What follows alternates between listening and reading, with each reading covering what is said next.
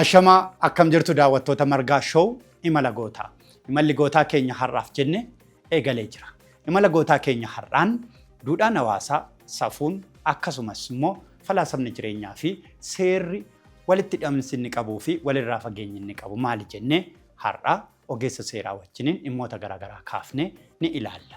Haqaa fi akkasumas immoo mana murtiitti dhugaa barbaadu irratti dhimmoota garaagaraa kaafna. Oomishaaf tajaajila keessan margaa show imala gootaa irratti beeksifachuun gamnummaadha. Nu faana bu'aa guddaa galatoome Booressaa Beyaan baga gara margaa show imala gootaatti nagaan dhufte anaa dhufu. Ulfaadhaa isinillee margaa show irratti imala gootaa irratti keessummaa gootanii naaf feeruu keessaniif guddaa galatoomaa. Ulfaadhaa jalqaba margaa show imala gootaa gaafiinsaa inni jalqabaa gootummaa dhaadheessinaa Booree gootaa leellisuun natti tola. Kaayyoon qophii kanaas kanuma meesiif goonni eenyu gootummaan maali achirraa kaan. Galatoomi margaa egaa anaaf goota jechuun hawaasa isaatiif bu'aa hojii bu'a qabeessa qabu nama hojjetedha. Kana umuun jedhu kallattii adda addaatiin ibsamuu danda'a. Kaan hawaasa isaatiif yookaan saba isaatiif lubbuu isaa kan wareegu anaaf goota. Lubbuu isaa wareeguu yookaan qabsoo qofa osoo hin taane isaa asitti saba isaatiif waan bu'aa qabeessa ta'e hojjetee namni darbe anaaf goota. Kan immoo jennu diinagdeedhaan ta'uu danda'a, misooman ta'uu danda'a, rakkoo hawaasa isaa furuudhaaf hojii kooti jedhee hojjetee namni bu'aa qabeessa ta'e hundumtuu anaaf goota. Itti dabaluudhaan yoo xiqqaatee saba isaatiif bu'aa buusuu baatullee jireenya hawaasummaa saba isaa irratti namni gufuu hin taane mataa isaatiin anaaf goota jedheen fudhadha. Guddaa galatoom. Osoo nama tokko maqaa dha'isin jedhanii dirqama siif addunyaa kanarraa goonne akka biyyaatti, akka addunyaatti, akka Afrikaatti, akka ardiitti karaa feeteen fudhadhu garuu siif otoo yeroo gabaabaa kana keessatti goota tokko maqaa dhahi jedhanii eenyu maqaa dhoofta? Maaliif nama sana maqaa dhoofta? Dhugaa dubbachuudhaaf gaafiin kun ulfaataadha. Maaliif goota kam dhooftee goota kam akka dhiistu si rakkisaa yeroo akkasii. Egaa haacee boollisaa daadhiidhaan haaqanan ayyuutu jecha inni jedhu tokko jira. Nama lubbuudhaan jiru goota jedhanii faarsuun nama rakkisaa. Haa ta'uuti nama akkuma dura siin jedhe hawaasa isaatiif namni bu'aa buuse anaaf goota. Haa ta'uuti akka Oromootti goota jedheetoo akka gootaatti yookaan akka fakkeenyatti kanan fudhadhu qabsaa'ota ganamaa qabsoodhaaf bahanii Bushinnigaa irratti amantiidhaan yookaan godinaan oduu addaan hin qooddamin wal faana wareegaman isaan anaaf goota tokkoffaadha akka kootti. Baay'ee galatoom. Mee yeroo baay'ee nama jecha ceetiin mormu osoo hin taane yeroo baay'ee amma nama lubbuun jiru goota jechuun nama rakkisaa jedhanii kaasan namoonni baay'een garuu namni tokko oolmaa guddaa sabaaf yookaan biyyaaf raawwatee gaaf biraa immoo bakka sanatti argamuu dhiisuu danda'a. Garuu oolmaan inni oole sun dagatamuu qaba. Ni bara gonkumaa dagatamuu hin qabu. Ilmi namaa uumama isaatiin bakka ganama dhaabbatte galgala dhaabbachuu dhiisuu malta sababa adda addaatiin.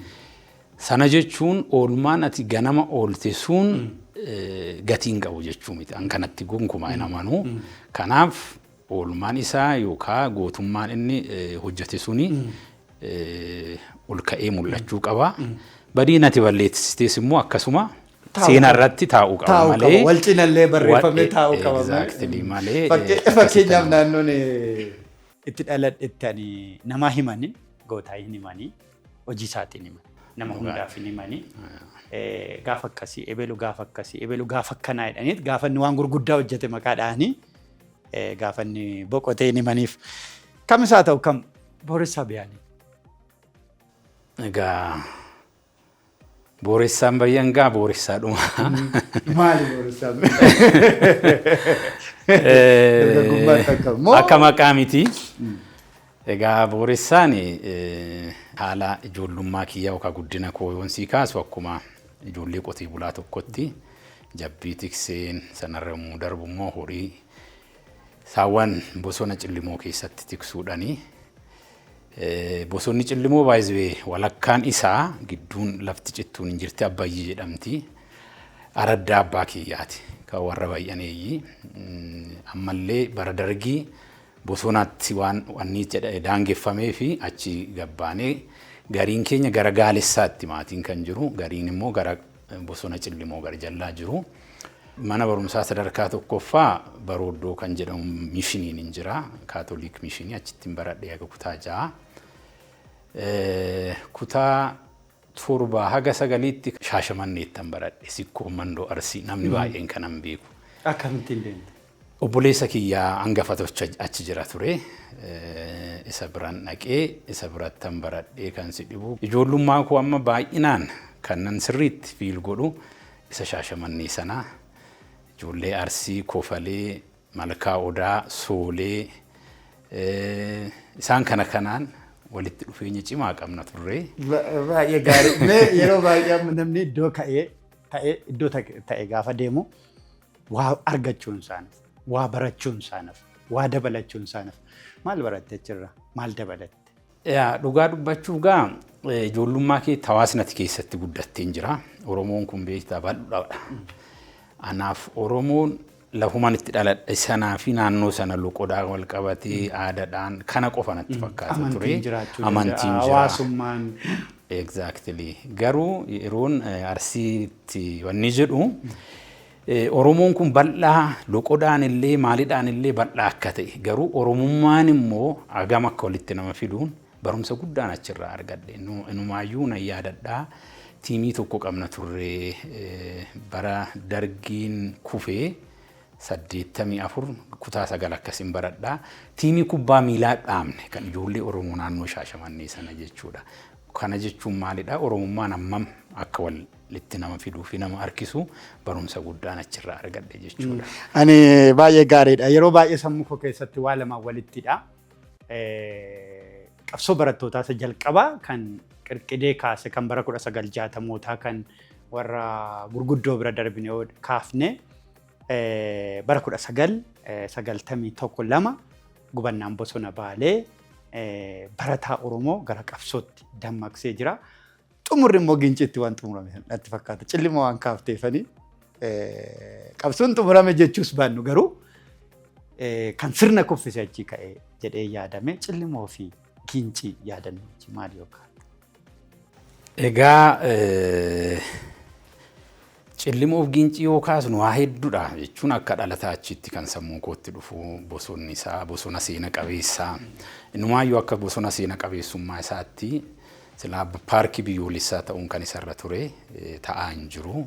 Sun xinnoo nama gaabbisiisa. Yaadatti taanaan qabsoo fincilaa bara sirna darbee kana keessatti Ginciidhaa ka'umsi isaa bosona Cillimoo cirame jettee ijoolleen haayiskuulii sanaa fincila kaasanii. Bosonni keenya muramu. Exactly. Isuma babal'achaa deemee. Kanaaf walitti dhufeenya addaa jira jechuudha. Yeroo bosonni Baalee gubatu Yuunivarsiitii Finfinneen baradha ture. Sun illee egaa akka nama naannoo bosona dhiyeenya bosonaatti guddatetti fiilingii addaa qabda. Awaashoo. Waan Awaash maal? Awaash immoo. Isin biraa ka'a jedhee ta'e. Awaash maddi isaa nu biraa ka'a Ginciidhaa ka'a maddi lagdi Awaashii. Yaadannoo addaati kan jiru yeroo haayiskuulii barannu nan yaadadhaa. Barumsa faaddaan kun yeroo barumsa yeroo tokko si nuffisiisu utaallee dallaarraan baanee achitti daakna turre laga Awaashitti jechuudha. Uffata achitti miiccinaa. Egaa Awaash achii ka'ee Oromiyaa qaxxaamuree dhaqee biyya otoo hin bahin biyyuma keessatti hafaa. Laga caalu jennee. Laga caalu dhugaadha. Oromummaa ibsa. Awaash anaaf Oromoo. Ofuma isaatiifu kan biyya hin ganne. Dhugaadha. Yaadannoo dhumachi waan kaafteeti. Mee haala barnoota keetii edda akkasittiin ibsitee yuunivarsiitii gaafa seentu immoo fedhiin kee fi filannoon kee wal simeera. Kan si dhibu wal hin simne. Maaltu ture fedhii kee? Aartiidhaaf fedhii addaan qaban ture. Iskuulii yeroon baradhu sana durallee even elementarii yeroon baradhu asoosama kanan dubbisu ture. bara sana asoosamni afaan Oromoo hin jiru jechuun ani hin argine dhugaa dubbachuudha fi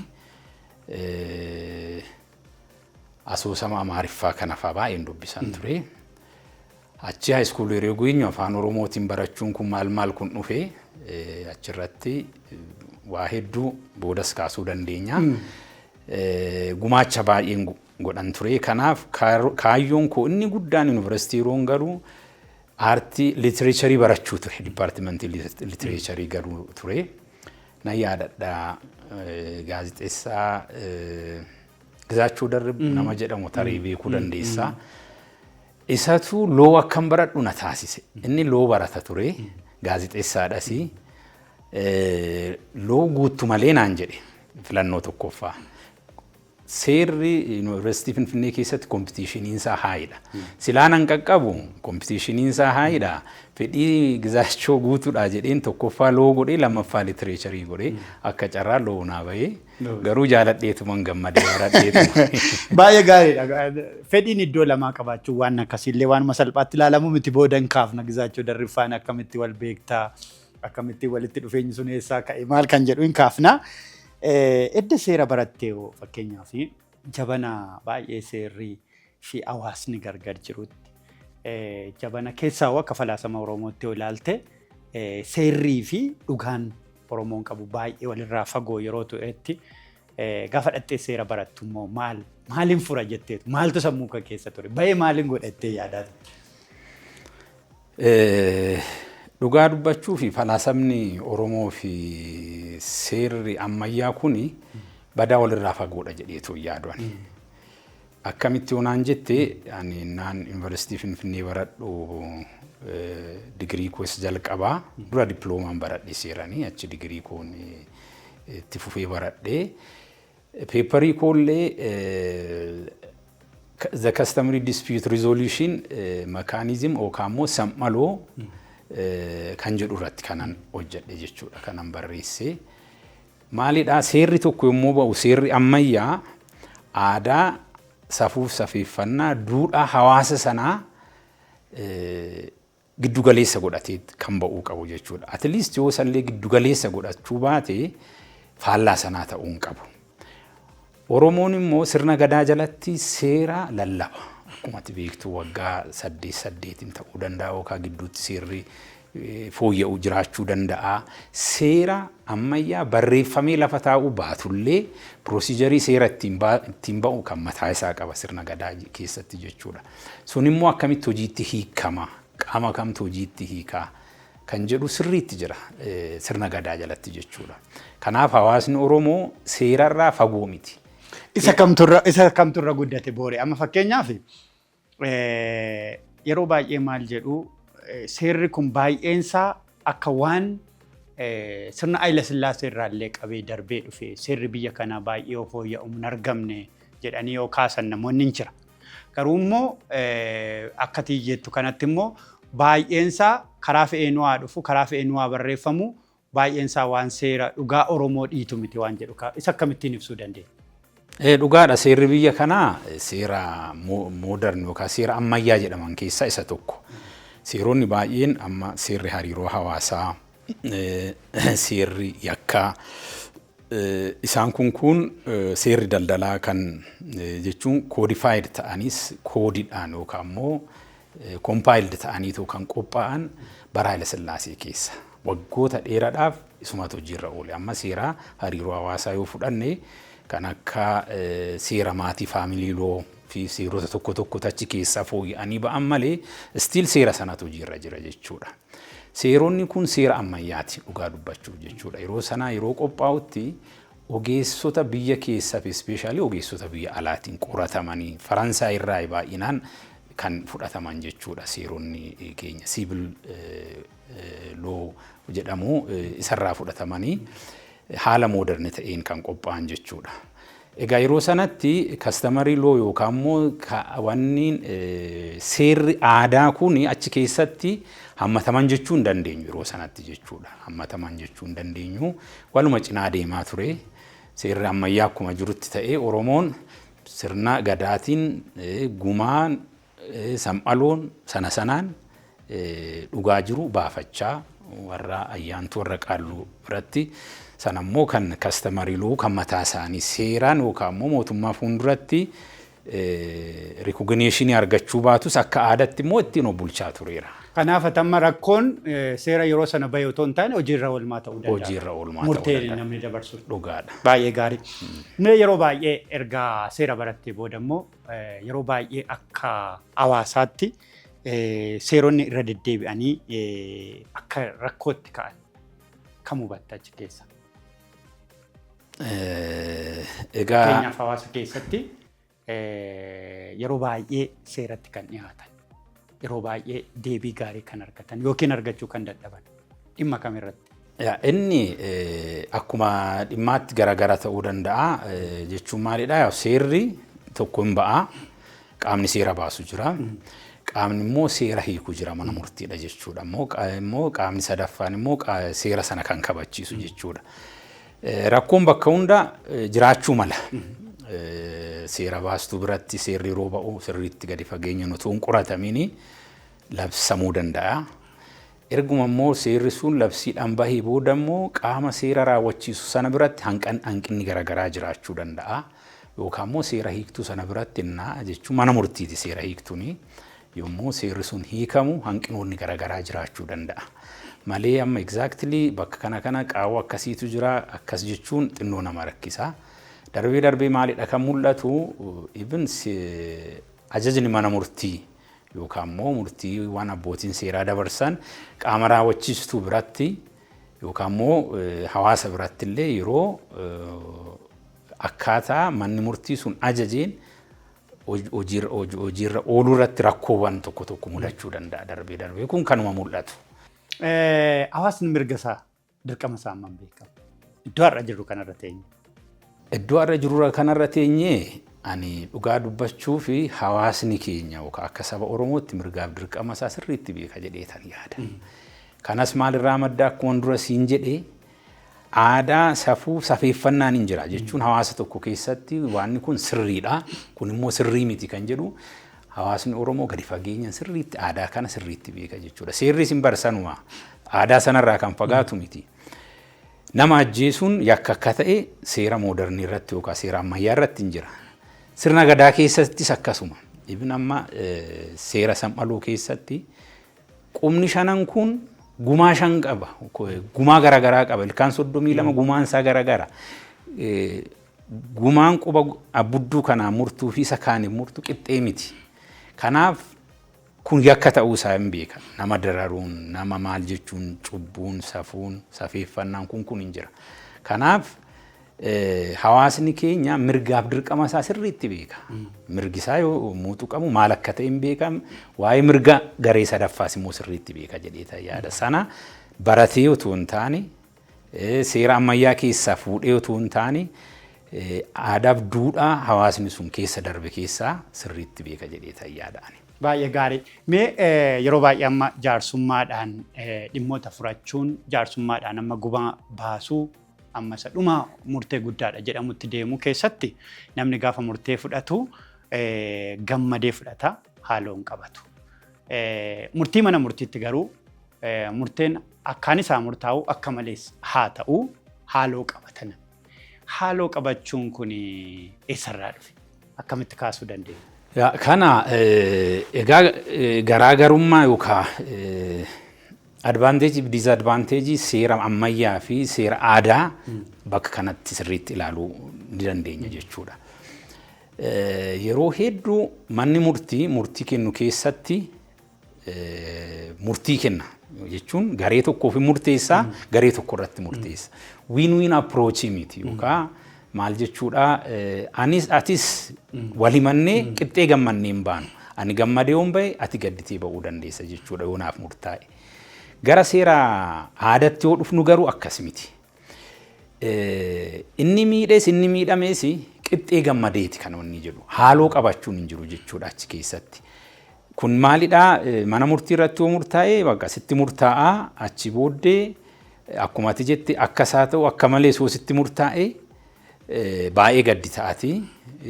Yookaan isa murtaa'e sanaaf immoo baay'ee gammadaa haaloo walitti qabachuun hin jira. hidhaa kee fixattee baataa sii godhaa maal waan akkasii kun hin jiru jechuudha.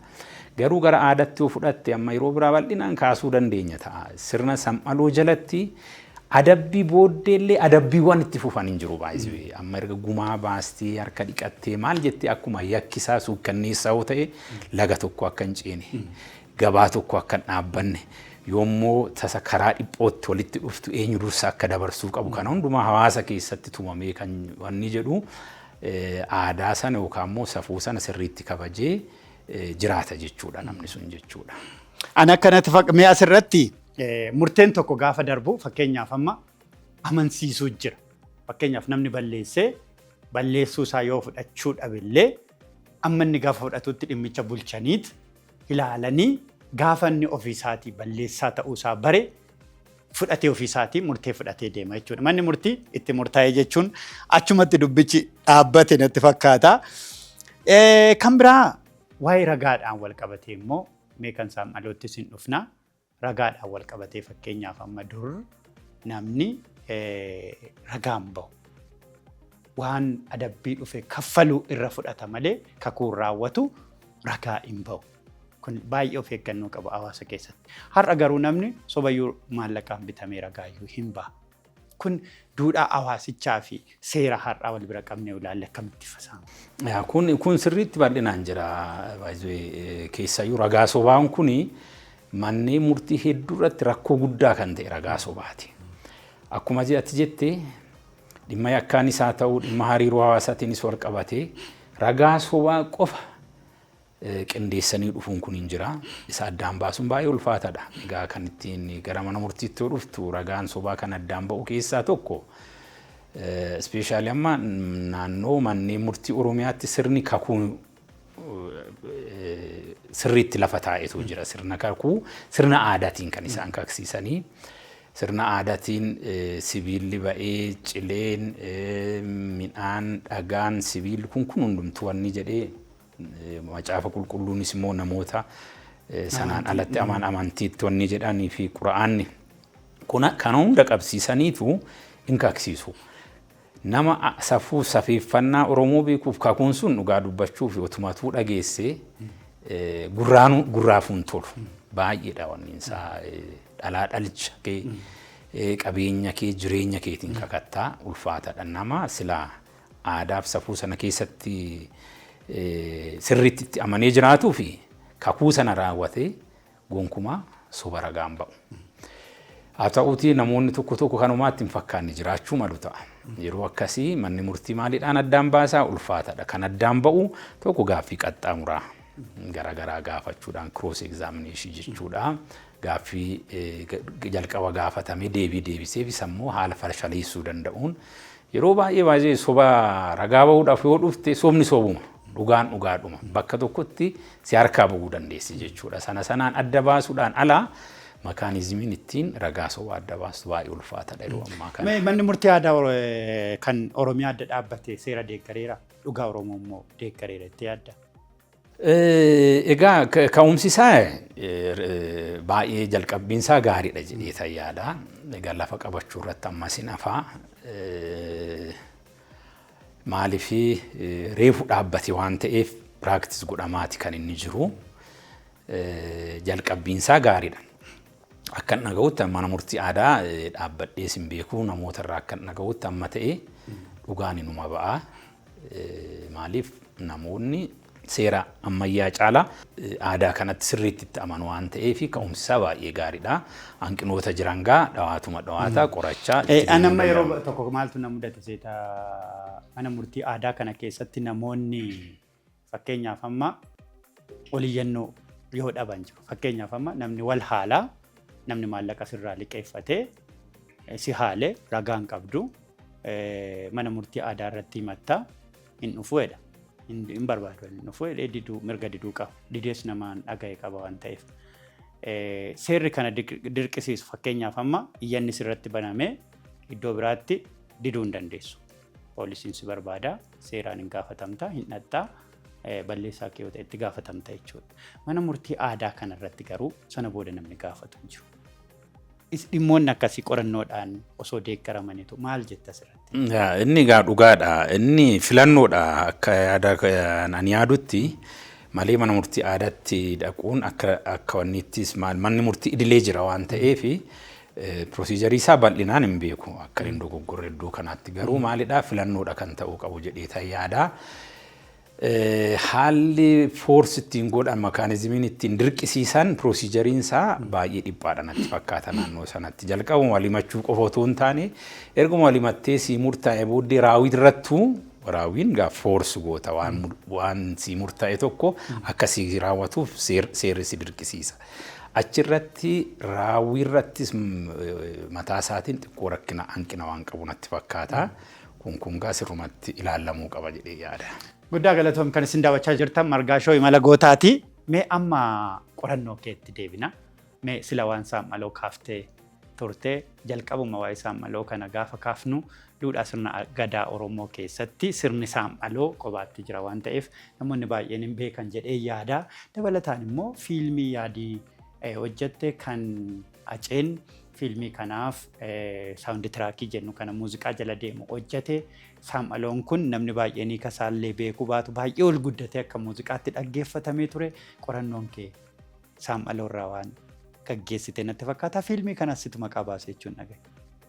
Dhugaadha galatoomii Margaanii. Egaa fiilmii sanarratti Yaadii Biraanuu fiilmii kana iskiriiptii isaa na bira fiddeetoo dhuftee akkuma sila siin jedhe aartii kanatti samma ta'e itti dhiyeenya waan hin qabuu fi fiilmii kana ilaalee fi fiilmicha diteelii isaa keessa galuus baadhu dhimma yakkaatiin wal qabataa yakkisuun investigeeshiniin garaa qorannoon godhamee dhugaan bahuu dadhabee faayinaalii karaa aadaatiin dhugaan sun bahee jechuudha sirna aadaatiin. Achirratti mata duree isaa yaadadhu yeroo sanatti kun exactly naannoo keenyatti naannoo lixa shawaa kanatti samphaloo kan jedhamu hin jira. Peeparii koollee kanarratti hojjedhe kun samphaloo ta'uu qaba jedhee tan samphaloo sana taayitilii isaa kan fiilmii sanaa moggaase ana. Aceen illee boolla isaa daadhiin dhaanaa qanani'uu saawundi tiraakii illee irratti hojjete jechuudha. Egaa waa'een fiilmichaa kana fakkaataa gara samphalootti yeroo dhufnu akkuma dura siin jedhee waraqaan eebbaa Injirannaa Yuunivarsiitiidhaa eebbifamtu isarratti kastamarii loo irratti kanan hojjedhe ajjeechaa lubbuuti wal qabatee seerri kastamarii loon yookaan immoo samphaloo seerri isaa maal fakkaata kan jedhu amma naa danda'ametti qorannoo gadi fageenyaan godhee namoota warra samphaloo jedhamanii beekaman naannoo lixa shawaa kana bokkuu cittuu irraa naannoo jaldu ginda baratirraa isaan kana interview godhee hawaasa sana keessatti guddadhe waan ta'eef anis ammatti hubannoo nan qaba. Maalidhaa samphaloo seera tumame sana seera sirna gadaatiin tumame qaamuma abbootii seeraa jechuu dandeenya abbootii seeraa mooderniidhaan jechuudha. Seera lafa jiru sana gara hojiitti hiiku jechuudha interpret godhanii ta'u. Sirna yookaan seera samphaloo jalatti sirna gadaa jalatti baay'ee lubbuu qabaatee lubbuu qabeeyyiin gumaa dhabeen jiru. Namni baay'een tarii kana beekuu dhiisuu danda'a. Boofti lubbuu qaba, adurreen lubbuu qabdi, beelanni lubbuu qaba, muktillee dhiifama gumaa qaba lubbuu osoo hin taane. Isaan kun hundumtuu gumaa mataa isaanii qabu jechuudha. Gumaan immoo inni mataa isaatiin hedduudha barreessitee toonfittu. Gumaa amma fakkeenya qaamni yommuu hir'atu gumaan qaama sanaa muramullee garaagara. Fakkeenya gabaabaa siimuudhaaf quba 5 qabna. Quba 5 kana keessa gumaa olaanaa kan qabu abbudduu kana. Justification mataa isaanii qabu isaan immoo kanaaf maaliif qubni kun gumaan isaa olaanaa ta'e jettee wanni jettu kun hin jiru taanaan arfan kun faayidaan isaanii baay'ee xiqqoodha akka barbaaddetti itti qabattee qotuu hin dandeessu yookaan waan biraa hojjechuu hin dandeessu siin jedhu. Egaa kun kana gara ajjeechatti yoo dhufnu gabaabsituma si ibsuudhaaf ajjeechaan sirna gadaa keessatti baay'ee waan balaaleffatamu. Lubbuu maalidha pirinsipiliin isaa lubbuu rabbitu uume waaqatu uume. Lubbuu waaqayyo uume kan baasuu danda'u waaqayyo qofa kan jedhu sirna gadaa keessatti pirinsipilii akkasii jira. Kanaaf lubbuu waaqayyo uume namni baasuu hin danda'u. Baasnan garuu immoo adabbii guddaa qabda sirna sammaloo jalatti. Namni nama ajjeese tokko jalqaba kan godhu sirna sanaan bula taanaan inni jalqabaa mana gatii qeessaa gatii baqachuu qaba. Otoo gara adabbiitti yookaan gara piroozijarii yookaan immoo adeemsa gumaatti hin dhufin dura mana isaa gatii baqachuu qaba. Kun duudhaa keessaa tokko. Manni isaa qoraattiidhaan cufamuu qaba. Karri balbaluma sirnaan cufamaa miti qoraattiidhaan cufama. Kun maalidhaa? Kara deeman hundumtuu karra qoraattiidhaan cufame sana wanni jedhe jarri kun warra nama ajjeese jedhee qubatti qabaa darba jechuudha. Warra gumaati adabbiidha kun baay'ee mataa isaatiin. San booddee namni nama ajjeese sun amma gumaa sana baasutti rifeensa addattu, qaama dhiqattu, siriirra raftu, lafa raftaa, nama faana nyaata nyaattu, nyaanni kan sii kennamu akka kunoo sareedhaa yookaan immoo beellada biraatiif qodaa wayitti sii kenname achi teesseeti kan nyaattu, qeensan qorattu, kana goota jechuudha. Kun mataa isaatiin adabbiidha. Ammam adabbii isa moodernii sanaa ol akka ta'e jechuudha. Xiinsammuu namaarratti dhiibbaan inni qabu baay'ee lammaffaa deebitee yakka sana akka ati hin raawwanne qaamni biraa si argullee immoo sirraa barumsa fudhatee yakka akkasii akka hin raawwanne taasisa jechuudha. Kana qofa miti ati qabeenya qabaachuu dandeessa, abbaa qabeenyaa ta'uu dandeessa. Yoo nama ajjeestu gumaa sitti murame sana kiisii kee keessa yookaan qabeenya kee keessa hin baastu. Kunis aadaadha. Gabaa 5 yookaan gabaa 7 yookaan gabaa 9 naanna'uu qabda. Yoo naannoftu immoo cancala harkatti hidhatteetu.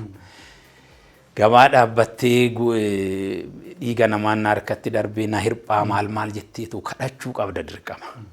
In kadhattaa gabaa 9 yookaan 7 yookaan 5 dhaabbachuun kee uummanni gabaaba hundumtuu quba sitti qaba si laala jechuudha. Achi walitti qabatte kana fudhattee isa qofan kaffaltu lammii kee irraa immoo parsantii ammatee kontribuushinii hin gaafatte lammiin kee si hirphaa sana booddee gumaa sana kan kaffaltu jechuudha. Sirni gumaa mataa isaatiin immoo seremoonii geggeeffamu jira. Gosti kan kee gosti nama ajjeechaa raawwatee sana lammiin yookaan namni aanteen isaa warra jalaa du'e sana bira dhaqeetis abee jedhee dura laga gama dhaabbatee achitti siqaa abbootiin gadaa jiru jaarsoliin jiru akkasitti sana kadhata jechuudha. Sirna Oromoo gumaa keessatti sammaloo keessatti gumaa nyaachuu dhiisuunis immoo yakka mataa isaatiin of danda'e jechuudha. Egaa waan isaa bal'aadha. Inni kennus yoo kennuu baate yakka inni fudhachuu malus yoo fudhachuu baate jarreen lachuu lubbuu namaatiif bakka dhabanii jechuudha. Lammaffaa yakki sun akka hin raawwanneef gumaan ba'ee inni gumaa fudhatus fudhatee kan kennu sunis kenna jechuudha. Egaa kana fakkaata. Gabaabumatti inni wanti isaa dheeradha. Haasofneeyyuu. Mee amma fakkeenyaaf yoo akkanatti ilaalle gatiin lubbuu namaatiif kennamu baay'ee xiqqaachaa waan deeme natti fakkaata. Kan ajjeese wal cina jiraata otoo gumaan baasiin osoo gumaan nyaatiin kun duudhaan hawaasichaa cabee. Duudhaan hawaasichaa cabee jechuun immoo seeratu dabee. Seeratu dabee jechuun immoo lukaa lukeen duudhaa isaa gadhiise jechuudha. Kanaaf mee maaltu furmaata ta'a jettee yaadda? Dhugaadha rakkoon akkasiin jira. Kun kan maal sitti agarsiisaa duudhaa safuuf safeeffannaan hawaasaa badaa dhufuu isaati kan sitti agarsiisu jechuudha. Namni dur nama ajjeesee haafuuti loon ollaa keetii miila cabsitee akkasittiin wanni hin jettu gumaa baastee waliin jiraatta jechuudha. Egaa kun sirni gadaa ganamaa duudhaan safuun safeeffannaan kun hawaasa keessatti badaa dhufuu isaati kan sitti agarsiisu jechuudha. Kun duudhaa ganamaatti deebi'uun hawaasa jireenya hawaasummaa uummata kanaa bakka itti deebisuudha jedheetan kanan yaadu jechuudha. Malee seeruma ammayyaa qofaan adabdee ragaan hin jiru taanaan hin baran namni nama ajjeese ragaadha murteessan jechuudha. Ragaan hin jiru taanaan deebi'ee boru qeessaa jiraachuu danda'a jechuudha. Aadaa fi duudhaa ganamaatti deebi'uun bakka kanatti baay'ee murteessaadha jedhee yaada. Mee eenyu komanna? Fakkeenyaaf isinuma warra seeraa komanna moo maatii har'a dhaloota boruu qopheessuu dadhabe komanna moo eenyu komanna? Egaa bakka kanatti eenyu komata jechuun baay'ee ulfaataadha. Jechuun kun nama dhuunfaa yookaan abalu jettee nama maqaa kaasuu hin dandeessu. Akka waliigalaatti hawaasichuma kan komatamu jechuudha. Akkuma amma jettee maatii dhaloota egeree qopheessuu irratti maatiin komatamuu qaba jedheetan kana yaadu jechuudha. Maatiin duudhaa, seenaa kana dhaloota ittaanu sirriitti barsiisaa bifa sanaan guddisuu qaba jedheetan kana yaadu jechuudha. Bakka sanatti karaa waan gallakkise natti fakkaata. Kanaaf akkuma waliigalaatti hunduma keenya komatama, hawaasuma bal'aa komatama jechuudha. Maaliifan kana kaasatillee akka jabeessitee naa kaaftu kan hin barbaaduu fi yeroo baay'ee amma fakkeenyaaf abboonni keenya maatii har'aa qopheessuudhaaf baay'ee dhama'aniiru. Barnootaan ala seera mataa isaanii lallabatanii, seera mataa isaanii tumatanii, seera sanaan ala namni bahee fakkeenyaaf amma gara Harargee yoo deemtee soddoma nan baadaayyaa waan jedhamu jira. Namni tokko yoo balleesse 10 obsitaa fi 10 gorsitaa, 10 dhoksita. Soddoma darbinaan daangaa Harargee keessaa baafama jechuudha. Kanaaf akkaataatti dhalootatti guddifatteetu dhaloota boruu dhufuudhaaf bu'aa qaba waan ta'eef kanaaf maatii har'a guddisa daa'immaniitiinis seera keessas waan jiru kan kaasaa guddina daa'immanii fi hawaasa akkamittiin ilaallaa? Dhugaadha maatiin egaa bakka lamatti addaan qoonnee ilaaluu dandeenya. Tokko hawaasa magaalaa keessa jiraatu, lammaffaan baadiyyaadha. Egaa maatiin ijoollee ofii guddisuu keessatti inni guddaan afaan jedheetan yaada jechuudha. Afaan abbaa fi haadha ofii ijoollee keetiin dhaalchisuun, barsiisuun iddoo guddaa qaba. Maaliifan afaan kaasaa? Afaan bu'uura eenyummaa keeti. Afaan bu'uura hawaasaati. Waa'ee aadaa saba keetii yoo itti himtu, waa'ee safuuf sabeeffannaa saba keetii yoo itti himtu, afaan inni hin beekne itti himurra afaan hawaasa sanaatiin yoo itti himte iddoo guddaa qaba jechuudha. Kanaaf asirraa hin ka'aa. Kanaaf bakka tokkotti hanqina akkasii jira. Ijoolleen maqaa babbareedaa kan akka margaa, kan akka booressaa qabaatanii afaanicha hin beekne hin jiru jechuudha. Bakka akka sanatti waa'ee afaanichaa otoo hin barsiisin waa'ee duudhaaf safuu barsiisuun xinnoon ulfaata jechuudha. Maaliif xiinsammuu afaanichi xiinsammuu afaanichi sanaan waa'ee eenyummaa kee, waa'ee aadaa kee kan barsiistu. Gara baadiyyaatti yoo deebinu egaa akkuma hundi keenya beeknu xinnoo hawaasni nuti keessatti guddannee fi dhaloonni ammaa kun gaappiin xiqqoo waan jiru natti fakkaata. Dur nuti abbaaf abbaa haadha keenya qofa miti kan nu adabu. Ollaan nu adaba. Ollaallee hin beekna. Maanguddoo ollaa kara deeman safuun yoo cabu. Yoo ati balleessaa tokko balleessitu ganda biraa yookaan aanaa biraa nama karaa deemu si adabeessi bira darba jechuudha. Hangafa quxisuuf hangafni wal kabajuun hin jira. Wanta akkasii jira jechuudha. Amma daa'ima xiqqoo wayii waadiyyaatti gurbaa akkas goote hojjettee abbaa kooti moo maalii kooti siin jechuu danda'a daa'imni jechuudha. Yoon akkas jiru hawaasa hundumaa komachaa hin jiru. Darbee garuu qaawwi akkasii kun hin jiru jechuudha. Qaawwa sana immoo duuchuun hawaasicharraa eegama jechuudha. Keessaa yeroo ammaa kana sirni gadaa bakka baay'eetti deebi'ee gadaan haaromfamee sirrumatti caasaan sun jira. Caasaa sana keessatti kana barsiisuun murteessaadha jedhee yaada. Kan biraa yeroo ammaa kana maaltu natti tolaa jira jechuun akka gaariitti kanan fudhachuu barbaadu manneen barnootaa elementarii Oromiyaa keessatti kaarikulamiidhaan qophaa'ee sirni gadaa hin kennama. Safuu kan jedhu barnoonni tokkollee jira. Sun baay'ee gaariidha. Sirriitti hojiirra ooluu qaba garuu. Waraqaa irratti kaarikulamii qopheessitee barsiisuu qofa otoo hin taane gadi fageenyaan hawaasa sana keessatti akka hundee horatu gochuun dirqama hawaasa hundumaati jedhee yaada. Baay'ee gaarii. Akkasittuu kaaftee fakkeenyaaf amma yeroo baay'ee safuurraa kan fagaatu hawaasa baadiyyaa immoo hawaasa magaalaati jennee yoo kaafne hawaasa magaalaati jechuu hin dandeenya. Oromoonni baay'een gaafa magaalaa galan maaliif eenyummaa isaanii achitti dhiisanii galan? eenyummaa isaanii qabatanii magaalaa keessatti ijoollee guddifachuun hin danda'amu, ijoollee guddisuun hin danda'amu achirratti maal jedhu? Kun kutannoo mataa keetiiti. An akka kootti jechuudha muuxannoon ani gaanonsi maatii horadheera ijoollee qabaa. Kutannoon kee baay'ee murteessaadha. Tokko tokko dhugaa baay'ee si qaanessa. Ani sabboonadha jedha maqaa ijoollee isaa maqaa sabboontotaatti moggaasaa. Garuu afaan Oromoo gurra murtullee kan hin dhageenye jira jechuudha. Inni baay'ee si qaanessa. Annan qaanaa namoota akkasitti jechuudha. Kanaaf magaalaa jiraachuu fi baadiyyaa jiraachuu osoo hin taane inni magaalaallee kutannoo mataasaa barbaachisa jechuudha. Ati mucaa keetti afaan Oromoo margaan afaan Oromoo qofa itti haasofta taanaan sababii inni afaan biraas itti haasa'u hin jiru jechuudha. Amma fakkeenyaaf ijoolleen keenya haati warraa koos carraa kanaan galateeffachuun barbaada. Ammayyaan baay'ee cimtuudha waa'ee eenyummaa waa'ee afaan irratti. Ijoolleen keenya sadanuu maqaan isaanii maqaa Oromooti. Afaan isaan haasa'an Finfinnee keessatti dhalatanii ijoolleen baadiyyaa aksantii illee dabalatee jechuudha. Bifa sanaan afaan isaanii kan hiikkatanii jiranii. Afaan qofa miti eenyummaa duudhaallee amma nuu danda'ametti barsiisuu yaallaa. Qubeellee mana keessatti barsiisnaa.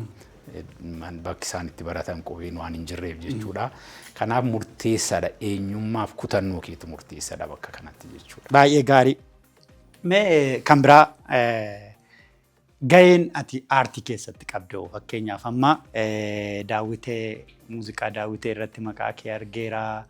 Eebba guddicha albeemii kan Galaanaa Gaaromsaa Baallii weedduu intarteementiin kan keetii qindeessummaa kee amma sadarkaa pirezidaantiin naannoo irratti argamuutti eebba ajaa'ibaa ture. Sagantaa sanarra waan hin tureef nan kaasaa. Sana booda immoo kan jireenyaa Shifarraa'us akka maxxansiifteen argaa. Mee ogummaa kee seeraa biratti immoo abukaatummaa biratti immoo aartii faana firoomnati qabdu akka gaazexeessummaas akkasumas immoo seenessa hojjechuu asoosamoota garaagaraa barreessuu dubbisuu miidiyaan dabarsuu keessa turte. Egaa bal'aadha inni yoo kaasne gara weedduu intarteementiitti dhumarrattan deebi'a. Garuu ogummaa aartii kanaan wal qabatee aartiin beektaa barnootaan kan argattus miti jedhee yaada'anii si keessatti uumama fedhiidha. Fedhii sana immoo eessaa akka jalqabee si keessatti uumame beekuun si rakkisaa. Egaa tarii baadiyyaatti dhaladhee guddadhee yommuu daa'ima taanee loon tiksinuu sirbaa guddannee akkuma ijoollee baadiyyaa kamittuu weeddisaa sirba aadaa sirba masqalaa sirba ayyaana adda addaa irratti sirriitti sirbaa guddannee achirraa ka'ee ta'uu danda'a. Mana barnootaa ergan galee booddee dubbisuun jaaladha waa dubbisuun jaaladha. Bakka ani dhaladhee guddadheetti laayibrariin hin jiru kitaabni hin jiru garuu waan an arge gaazixaas haa ta'u durna yaadadha dholiin keenya kan itti baratan masirratti timirti kan jedhamu hin jira. Waan kitaabuma akkasiifan dubbisaa. Asoosama baay'een dubbisuu jaaladha.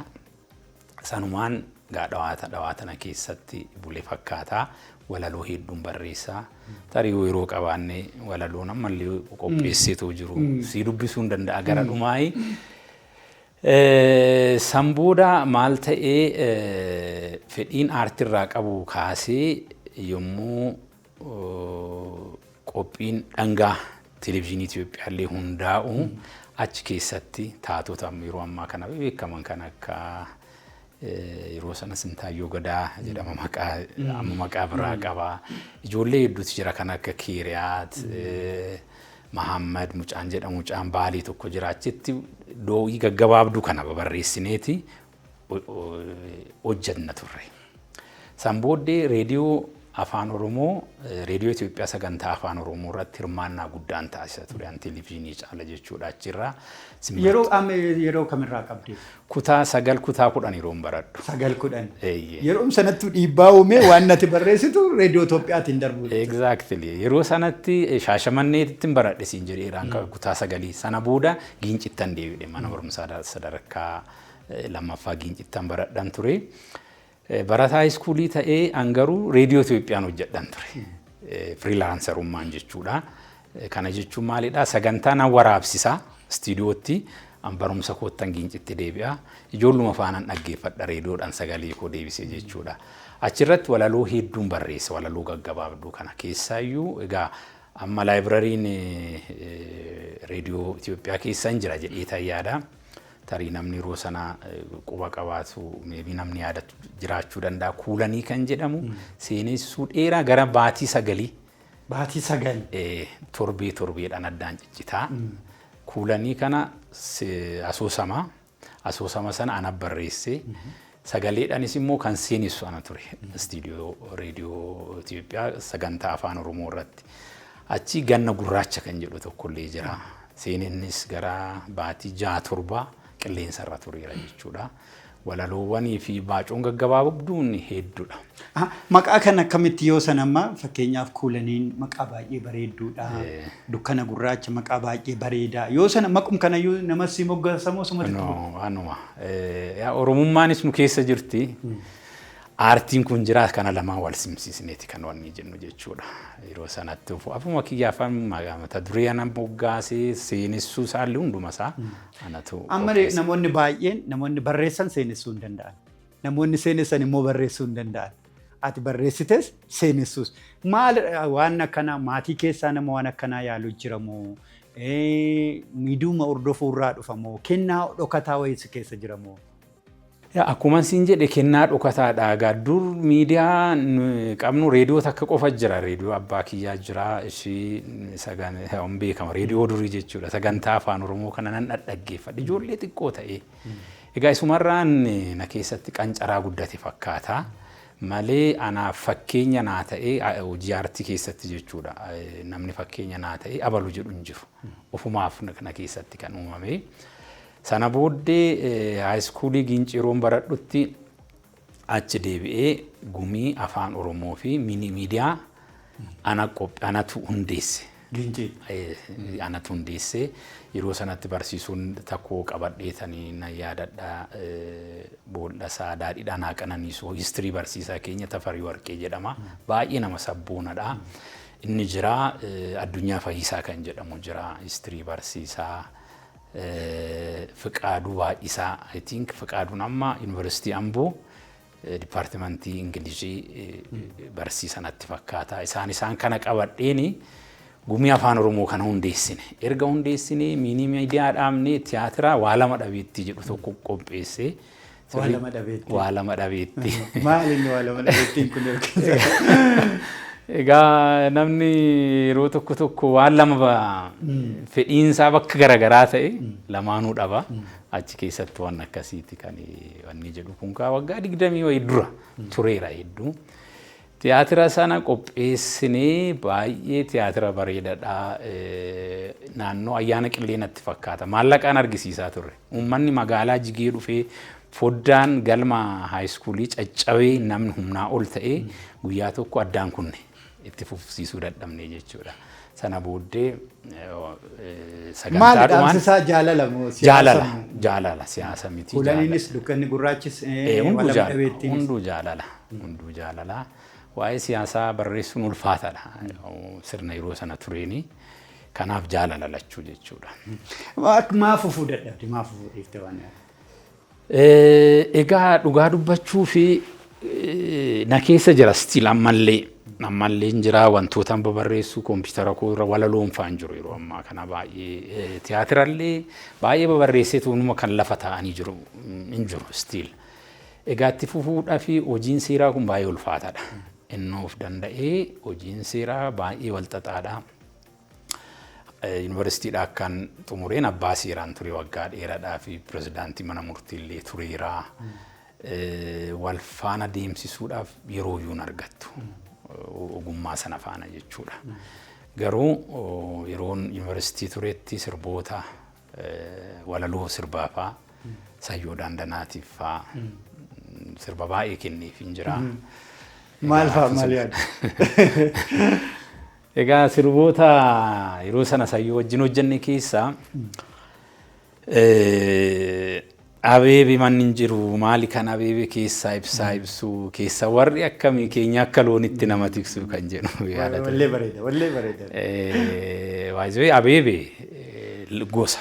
Ani amma abeebe. Abeebe keessaa dagaalidha. Sayyoon illee abeebe. Haacee illee nabsiisaa maaruu abeebe. Egaa sirba aadaati garuu sana moodernu goonee kan itti hojjennee kana qofa miti.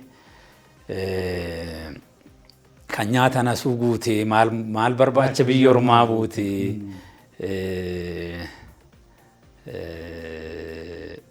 nan dagadhe gaa yeroon isaa dheeraadha. Amma alagaaf duultu wadarumaan uffanni ittiin duutu. Amma isaan kun kiyyaa. Kan nyaata nasuu guutee maal barbaacha biyya ormaa buutee. Sirbicha waan jaaladhu. Lolee koo jedheetu itti fufa. Kan biraa sirba tokko siyaasa illee sirbisuun sirba baay'ee sirriitti siyaasaa zeeroo I think lola Eertiraa fi Itoophiyaa waan akkasii ture. Egaa keessa ergaa dabarfan yeroo sana kana qofaa miti maalidha siif amantiidhaan illee kan walitti bu'u miti garuu hawaasni keenya yeroo hedduu amantii har'a ayyaanaa har'a maalidha jedheetu hojiin hojjetu ture. Sirba sana keessas hin jirtaa? Sirriitti. Ayyaana jedhanii guyyaa 300 hojiin dhoowwanii maal. Egaa namni baay'een jibbiinsa amantii sanaatti fakkaata garuu miti. Amma yeroo ammaa kana manni amantaa sunis wantoota baay'ee fooyyessee hojiin hojiidha. Amantiidha kan jedhutti wannidha yeroo sana. Amantiin rakkoon qabu amantiin fedheyyuu. Amantii keessatti waan namni rakkoo uume malee. Feeteet itti galta amantii feeteetti amanteet itti jiraatta. Garuu namoota achi keessa jirantu amantii wayii jibbisiisa malee namni amantii jibbu hin jiru addunyaa kanarratti namuu amantii mataa isaatii qaba. Isallee anuma qopheessee fi sayyoodhuma wanni walumaa gagargaaraa. Ingodaaniin maa godaantaa maal kaaseetti sanarra almost sirboota 10 keessaa sirba hedduu gumaacha guddaan qaba jechuudha. Maa godaantaanis wallee baay'ee ajaa'iba. Achirra maqaan kiyya Booressaa Gincii jedha. Booressaa Bayyamiti. Golaa Bayyoo kan Daawitee Makonnin. Egaa Golaa Bayyiidhaan wal qabateetu Daawiteen baay'ee aartistii yookaan immoo weellisaa baay'ee iddoo guddaa qabuuf nama guddaadha. Yeroo sana yuunivarsiitiin baradhe yeroo sanas baay'ee tokko walitti siqnaa. Daawitiin Golaa Bayyoo yeroo hojjetu dhugaa dubbachuudhaaf walaloon addatti hojjedheef hin jedhu garuu walaloota innis namoonni biraa hojjetan gulaaluu irratti gumaachan qabaachi keessaa yommuu kaasetti qopheesse kabariisa maal kanaan qubee sirriitti hin danda'a qubee san ediit gochuudhaan maal gochuudhaan gargaarsa guddaan godhee fi nama galataa waan ta'eef Daawitiin Booressaa Bayyaan jedhee achirra wanni jedheera malee walaloon addatti yookaan sirban addatti isaaf qopheesse kana jedhee dubbachuu hin danda'u. Sirboonni Daawitee warri durii kun baay'ee sirboota ajaa'ibaati. Fufuu didee ana ofii kootee akkasitti yaada nama biraan beeku. Baay'ee. Sirboota baay'ee namatti siqan baay'ee jaallataman har'allee gurra namaa keessaa hin banne hedduu qaba Daawitee Makonnin. Dhugaadha. Keessaayyuu ijoolleen fincaa warroo isaan akkuma jiratti ta'ee daaktuu bishaaniiti ooftuu xiyaatarratti sirboonni sun sirba ajaa'ibaa. Ani sirba Daawitii keessaa yeroo hundumaa kanan hin daganne hirphaa faana kan inni sirbee tokko. Anis sanyii guutatii jirti onneen koo ishiin durii akka abbaa koo. Sirboonni bara sanaa sirba ajaa'ibaati sirbi Daawitee. Sattammaa lafti dukkana baay'een jaalladha. Baay'ee. Sirba jimmaa akka malee hin jaalladha. Baay'ee. Anyhow baay'ee gaariidha. Mee walii galattammaa egaa aartii keessa baay'ee turteetta waa'ee baalliin kaafne kan galaanaa waa'ee jireenyaa kaafne hiriyaa. Mee isaan irratti yaadannoo maalii qabda? Egaa ulfaadhu egaa fedhiin aartii kun akkuma sin dhiisu beektaa bakka tokkotti yoo biizii taatee yeroo si dhabdanii ta'e iddoo tokkotti immoo madaama golee wayii akkasii weedduu intarteeymentii hundeessuu keessatti haati warraa koo gumaacha guddaa qabdi ammayyaanii baay'ee. By the way, to jennu abbaan haadha warraa keetii ana moo barsiisaa Oh, barsiisaa Buuqannaa Wayyeessaa. baay'ee nama jahu baay'ee nama jaalatu baay'ee nama oromummaa nu barsiisan mana barumsaa high school Amboo keessatti jahu beekamu. Jechaaniin ibsaman isaanii dhugaa thank you galatoomii Qannaa Wayyeessaa jechaaniin ibsamanii egaa akkuma ati kaastee sabboonummaa oromummaa kana kanaan wal qabateetoo kan isaanii waan guddaadha egaa boolla isaanii daadhiin guutu. Gara weedduu intarteementii yeroo dhufnu yaanni isaa bu'uurri isaa haadha warraa kiyya ammayyaadha jechuudha. Wanni hojii kaampaanii intarteementii tokko dhaabne yeroo sana yaadatta taanaan jijjiiramni kun dhufee aartii Oromoo guddisuu irratti gumaacha tokko gochuu qabna kan jedhu yaada sana kan burqisiise isiidha.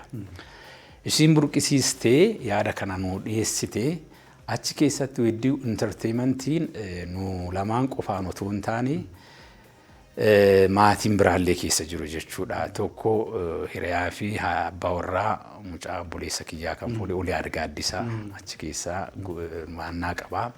Haati warraa isaallee Leensaa Tasfaayee akkasii. Kanaaf nu arfaniin kan uumame jechuudha weedduu intarteementiin.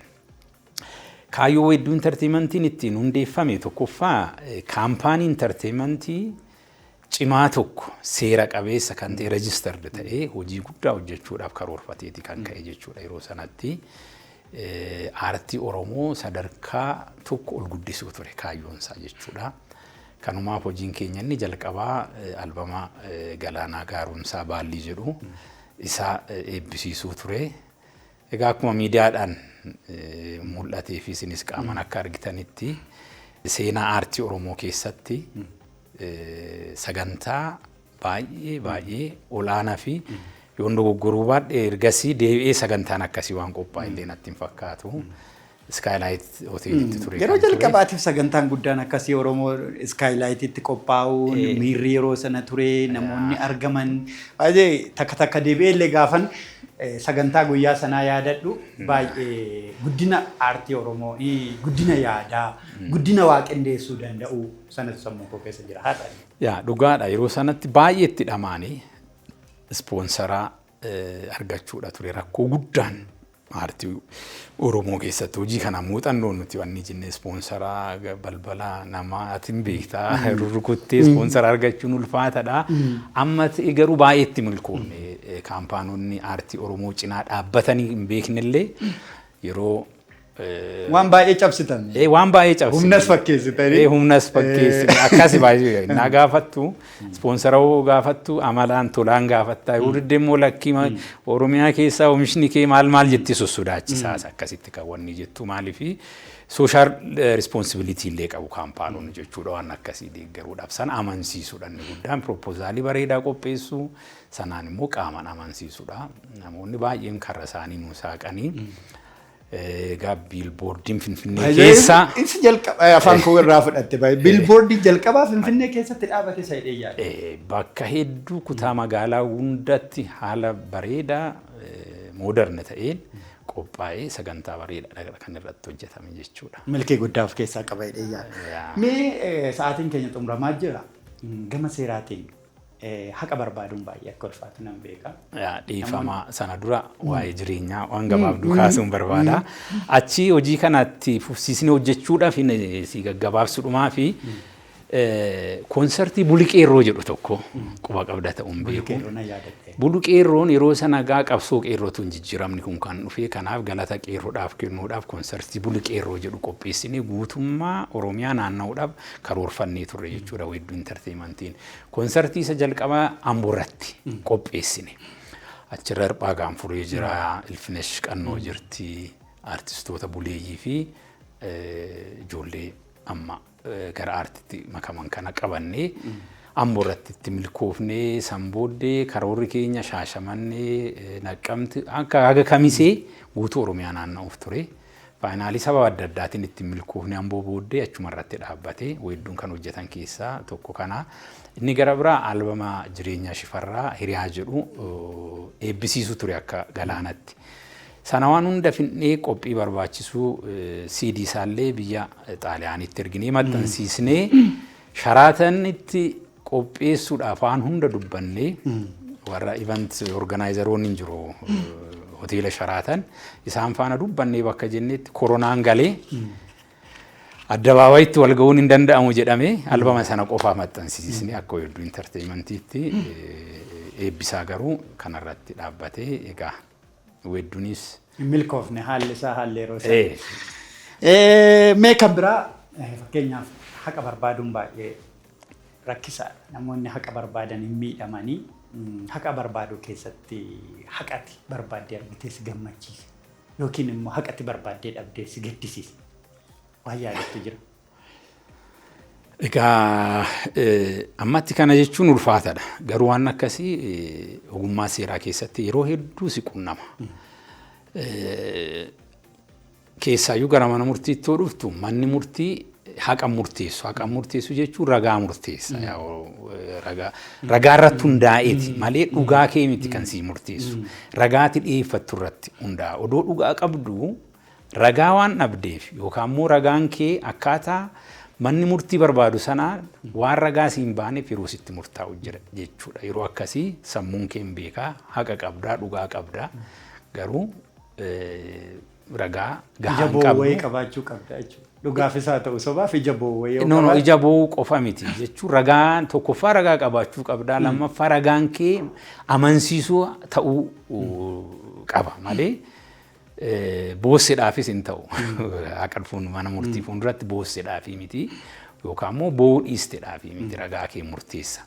Kanaaf yeroo tokko otoo haqa qabdu otoo dhugaa qabdu sababa ragaa hin qabneef haqni kee bakka dhabda jechuudha. Kun si gaddisiisa. Yeroo immoo haqas qabaattee ragaas qabaattee immoo successful taatee injifattu immoo baay'ee gammadda. Egaa kun jireenya ogummaa seeraa keessatti guyyaa guyyaatti kan nama mudatu waan akkasii. Kan biraa aartii faana mudannoo qabda waan yaadatu waan hin daganne. Yeroo amma fakkeenyaaf yoo amma sirboota sayyoota makaafte kana barreeffamu haalli jiru ulfaataadha.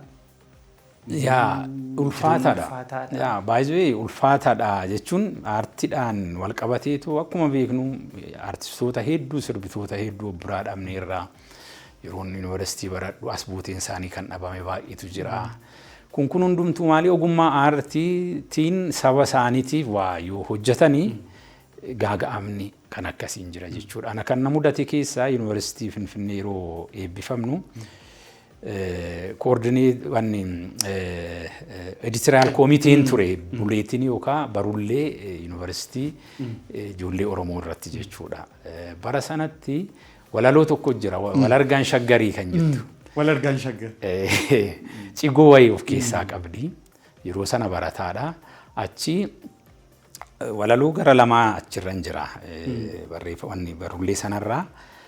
Eebbifamnee hojiitti bobbaanee ani abbaa seeraa ta'ee tan aanaa Ambootti kanarra ramadamee yeroo sana irraanfanne iyyuu hojiitti yeroo bobbaatu jireenya mataa kee jiraatta. San booddee nama mootummaa kana qeequ nama arrabsu abbaa seeraa gootee ramadde jedhanii pirezidaantii mana murtii yeroo sanaa kan ture Tashaalaa Barraa jedhama. Carraa kanatti fayyadamee jireenya koo keessatti galata guddaa qaba. Maaliif lubbuu koo seef godhe yeroo sanatti rakkoo hamaan narra qaqqabee abbaan seeraa muudama kanarraa kaasii hiniinaa jedhan. Egaa hidhamuun bara sanaa maal akka ta'e dhabamuu iyyuu dandeessaa.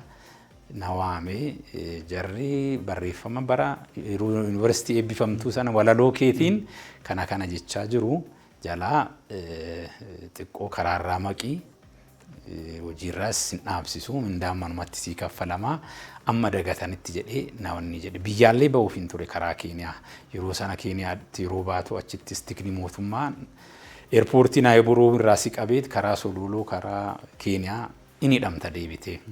Kumala addunyaa faatachi ture hiriyoonni kiyya yeroo sanatti yoo du'a ta'e biyyumatti du'i. Namoonni asii baqatanii as dhufan asittis du'aa jiru waan ta'eef hin dhufinnaan jedhanii. Kumala addunyaa tokkos jedhe. Tikeetii muradhee galaa qopheeffadhee ba'uuf hin ture. Egaa maal siin jechuu fi aartiin yeroo tokko wareegama akkasii faasii kaffalchiisti. Waa biraa gootii. Ammoo namoonni si faana turan mee eenyu yoo sana yuunivarsiitiitti tasfaa'uun faasii. Tasfaa'uun Camadaafaa koree tokko keessa turre.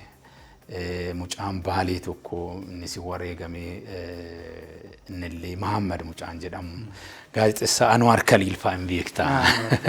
Isaan faana editaraal komitee turre naa hedduudha namoota hedduutu ture.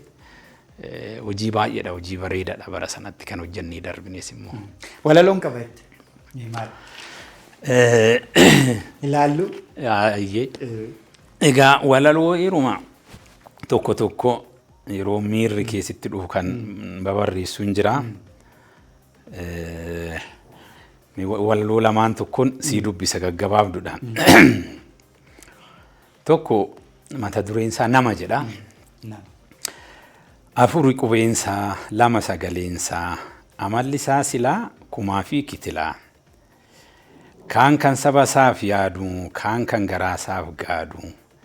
Inni kaan arjummaan inni kaan doqnummaan. Kaan gara jabeessaa diinaaf si dabarsaa. Inni kaan garraamii kan fakkaatu lammii. Inni kaan fakkeessaa akkuma yeroosaa jijjiiraa haalluusaa. Inni kaan dabooroo gadiin darbu gorroo. Kaan lammii isaaf du'aa jagnummaan qabsaa'aa. Inni kaan dhibaa'aa hojiin itti ajaa'aa. Kaan goota misoomaa hojiidhaan beekamaa. Kaan haqaan hojjetaa kan dafqasaan nyaataa. Kaan malaan maltummaan karaa qaxxaamuraan dhiiga lammii isaanii xuuxanii ofii gabbatanii lafee wallaalanii lafee tambisanii. Akkuma bifa isaa baay'eedha gosti isaa. Danuudha amalli isaa namee fi namoomsaa namarraaf maqasaa hunduu maqaan namaa maaliin madaalamaa aynamaa. Aynamaa. Tokkos itti si dabaluu danda'a gabaabduudha waliigalaan alaa galu kan jedhu. Waliigalaan alaa galu. Waliigalaan alaa galan jedha. Obbolaa lamaantu koodee garaa tokkootu manaa bobba'anii otuma deemanii baay'ee dadhabanii galaas fixatanii otoo cinqamanii nyaata xiqqishuushii lafa argatanii. Achumaan hangaftichi abbaan irree guddaa inni ofittichi addaan qooduuf jennaan wanta wal caalchiseef ofiisaaf waan loogeef maannichi fincilee hangafaa wal lole. Boodarraa lagaan ormi kara deemaan koodee yoo wal lole gammadee ilaalee tooftan gidduu galee. Isin obbolaadhaa anoo alagaadhaa maalidhaaf wal loltan diina gammachiiftan anoo sin araarsaa waliin sin taasisaa nyaata keessan fida addaan siniif qoodaa. Jedhee harkaa fuudhee bakka lama qoodee tokko yommuu caalu irraa afaan kaayyatee inni xiqqaa ture yommuu ol guddatu guddichi xiqqaatee ammas wal qixxeessuuf malaan goyyomsuudhaaf cuffatee jalaa nyaatee fixee. Dugda garagarfatee achitti isaan gatee deemetu fagaate. Koodeen garaa tokkoo obboloowwan lamaan waliigaluu dhabnaan alagaan saamaman. Waliigaluu dhabnaan alagaan saamaman. Waliigalan alaa galan. Guddaa galatoomii waggaa 10 dura. Dhaamsa jabaadhallee. Mee xumuruuf jirra booree sagantaa keenya dhalootaaf maalidha? Egaa dhalootaaf dhaamsina ni qabu. Of ta'uun waan guddaadha. Duudhaa ganamaatti, eenyummaa ganamaatti deebi'uun, iddoo ganamaatti deebi'uun murteessaadha. Kanaaf dhaloonni itti aanu yookaan dhaloonni labanni ammaa of ta'uu qabaa jedheetanii dhaamsina ni dhaamu kanuma. Bara ati ho'inaan yookiin si'oominaan irratti hirmaataa turte bifti aartii kanarraa faana wal fakkaatamu adda addummaa qaba. Dhugaa dubbachuudhaaf bara ani aartii irratti hirmaachaa ture rakkoo hedduutu ture. Hundi keenya akkuma beeknutti bakka itti shaakaltu rakkisaadha. Istiidiyoon itti waa maxxansitu baay'ee ulfaataadha. Beektaa waan aartii Oromootiin wal qabatu kun hundumtuu immoo saansurii waan jedhamu jira san keessa darbuun ulfaataadha. Akkasis ta'ee garuu galata guddaa qabu artistoonni bara sana jiran jechuudha. Kana hundumaa wareegama baay'ee kaffalanii riiskii kana hundumaa keessa darbanii aartii sadarkaa guddaadhaan ga'aniiru. Yeroon ammaa kun immoo yaa xiqqaatu yaa baay'atu tokkoffaa barrisaa bara mijataa bara teekinooloojiidha. Istiidiyoo guddaa qabaachuu dhiisuu mala ta'aa waanuma xiqqootti waan gaarii hojjechuu dandeessaa. Garaagarummaan isaa kana jechuudha. Guddaa galatoomee kan isin daawwachaa turtan Margaa Shoo Imala Gootaadhaaf jennes mata xumurreerra torbaan qophii biraatiin walitti deebina. Boris Abbeyaan Abukaatoo waamicha keenya kabajjee istiidiyoo keenyatti argamtee yaada bal'aa gama aartiitiin akkasumas immoo gama seeraatiin waan nu kenniteef guddaa galatoomsiin jenna. Margaa Shoo Imala Gootaa har'aaf jennes mata xumurreerra fayyaa ta'aa.